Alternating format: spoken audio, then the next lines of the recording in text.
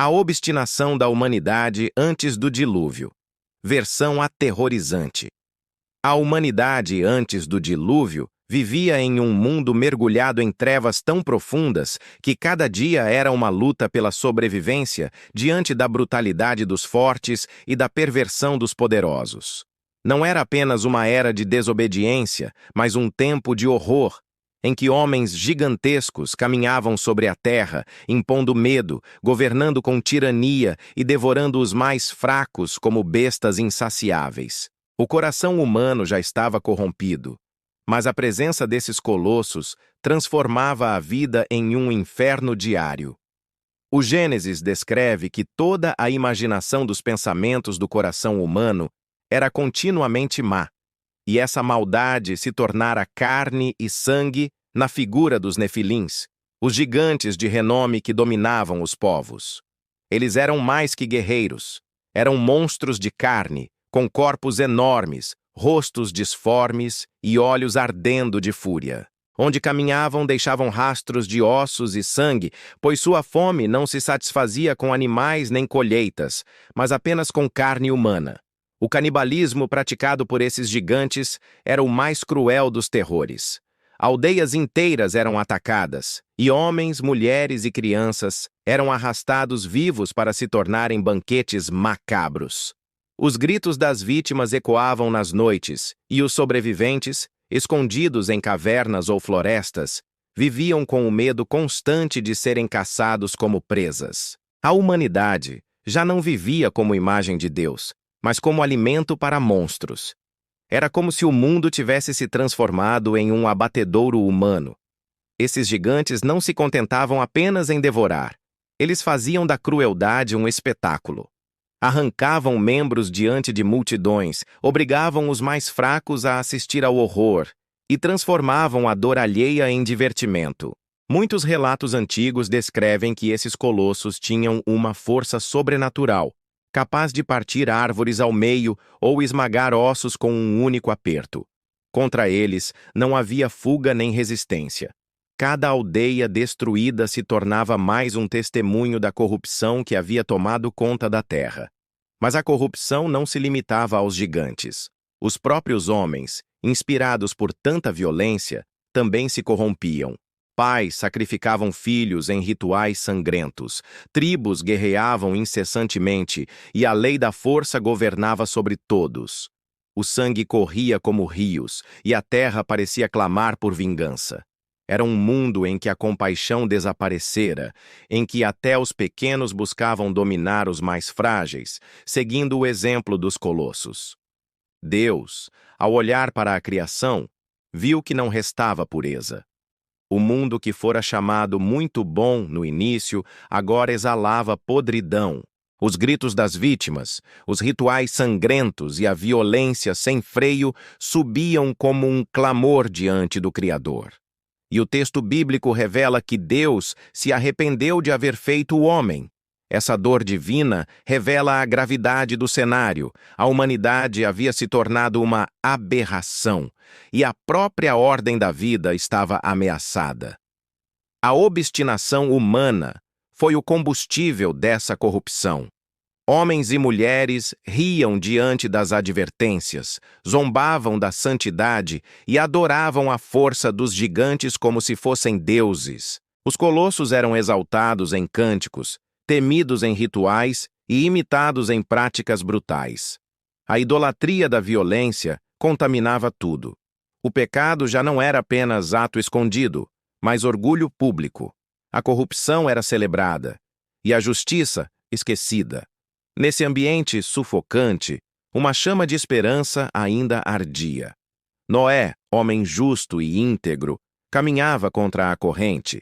Ele não se curvou diante da violência, não se entregou aos festins macabros, nem adorou os gigantes como senhores. Enquanto todos se entregavam ao mal, Noé mantinha sua fidelidade ao Criador.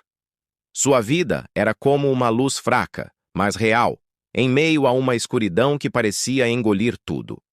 Deus, ao encontrar Noé, decidiu que através dele haveria preservação. A ordem para construir a arca foi dada como um chamado à fé. Enquanto os homens fortaleciam exércitos, erguiam muralhas e ofereciam sacrifícios sangrentos aos gigantes, Noé cortava madeira e levantava uma embarcação colossal em obediência à voz de Deus. Sua obra era ridicularizada, pois ninguém acreditava que as águas poderiam destruir aquilo que os gigantes protegiam com sua força. Mas o riso logo se transformaria em pavor. A cada dia, o mundo mergulhava mais no terror. Os gritos das vítimas ecoavam nas noites, as fogueiras de rituais iluminavam colinas e os gigantes banqueteavam-se em meio à carne e ao sangue. O cheiro de morte impregnava o ar. A humanidade se acostumara ao horror, como se fosse natural. A obstinação era tão profunda que já não havia espaço para arrependimento. O pecado se tornara identidade e a crueldade, cultura. Foi então que o céu se abriu e a sentença divina começou a se cumprir. Primeiro vieram as nuvens pesadas, depois as chuvas incessantes.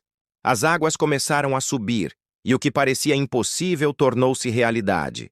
As fortalezas construídas caíram, os exércitos foram desfeitos e até os gigantes, com toda a sua força, começaram a se afogar. O mundo que parecia invencível foi engolido pela fúria das águas. A terra tremeu e os gritos de terror substituíram as gargalhadas de zombaria. Os gigantes, antes temidos como semideuses, tentaram resistir. Alguns se agarraram a montanhas, outros tentaram enfrentar as ondas, mas todos foram tragados. O canibalismo, a violência e a arrogância foram afogados no mesmo mar de juízo. O horror da terra foi finalmente silenciado pelas águas. Apenas a arca flutuava sobre o abismo, carregando dentro de si a promessa de uma nova vida, enquanto o mundo antigo era sepultado.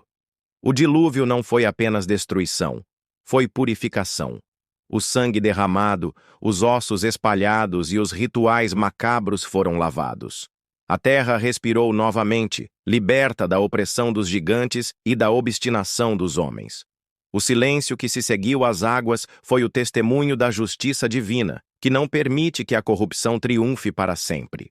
O terror havia chegado ao fim, mas à custa da vida de quase toda a humanidade. Para os que ficaram de fora da arca, cada batida na porta fechada foi em vão. As risadas anteriores deram lugar a súplicas. Os cânticos de idolatria se transformaram em gritos de desespero. Mas a oportunidade de arrependimento havia passado. O juízo se cumprira e não havia volta. O mundo inteiro, antes tomado por trevas, agora jazia sob o peso das águas. O terror que havia sido praticado pelos homens foi substituído pelo terror do juízo inevitável. A história da obstinação antes do dilúvio serve como advertência eterna. Ela mostra que quando a humanidade abraça a violência, quando celebra a crueldade e quando se entrega ao pecado sem limites, o resultado é a destruição. Os gigantes canibais foram apenas a face mais visível de uma corrupção universal que já não podia ser tolerada. E assim como naquele tempo, também hoje a obstinação humana continua a desafiar o Criador.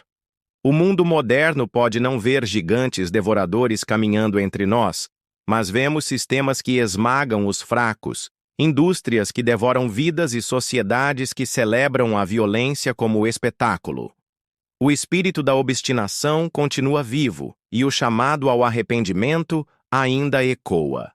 O relato do dilúvio nos lembra que a paciência de Deus tem limites e que o juízo virá novamente, não com águas, mas com fogo. Noé permanece como testemunho de esperança. Ele não apenas sobreviveu ao terror, mas provou que a obediência pode salvar em meio ao caos. Sua fidelidade nos convida a resistir, a não nos curvar diante da violência moderna, a rejeitar a cultura da morte e a construir nossa arca em Cristo. Assim como as águas levaram os gigantes, o juízo levará toda a arrogância humana. Mas quem estiver na arca da salvação encontrará vida, mesmo quando o mundo inteiro for engolido pelo terror final.